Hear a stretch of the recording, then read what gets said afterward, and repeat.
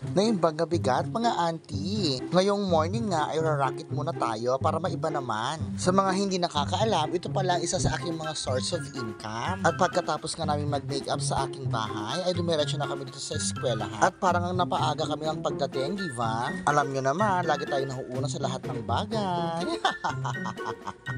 At syempre, andyan na yung aking mga alagang dalawang mga makukulit na bulilit pero cute, di ba?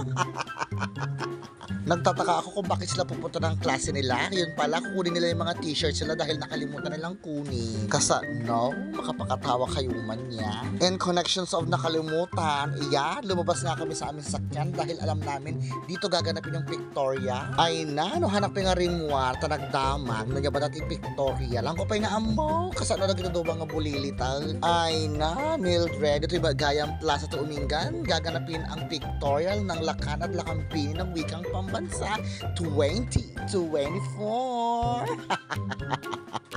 At ayan na nga mga auntie, kompleto na. Ay, hindi pala kompleto, kulang pa yung mga kandidato at kandidata, no? Masikurana man, kunada na sapa, ayan ang tinasapa man ditan Elisa, kas kada Adele. Kasi no, kinabaybayag yung manal. No, mas biliba, kinikagawad yam-yam, tasunat sang kaudyan nga sing mangpad, kasi no?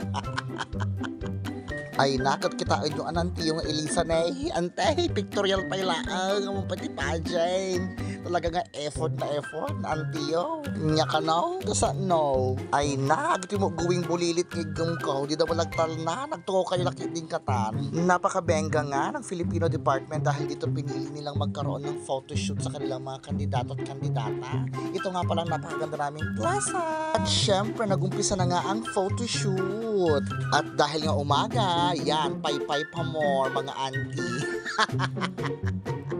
At payong pa more mga auntie.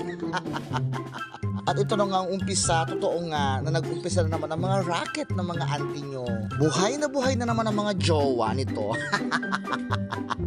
Di ma, kagawad yum sarap. At ayan na nga sa napakahabang photoshoot na kompleto ng ating mga kandidato at kandidata ng Lakan ng Wikang Pambansa 2024. At pagkatapos nga namin sa kabilang side ng plaza ay dumiretso na naman kami dito sa kabilang side para sa another photoshoot na mahaba na naman.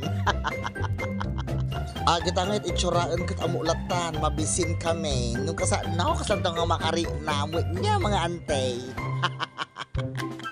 Kasta nga mabisin kami, kita nyo ni Adele nga makatalnan kasanaw. At dahil sa mabisin na kami, kailangan na namin bumili ng pagkain at ang sasabihin ko lang, goodbye, see you in the next live.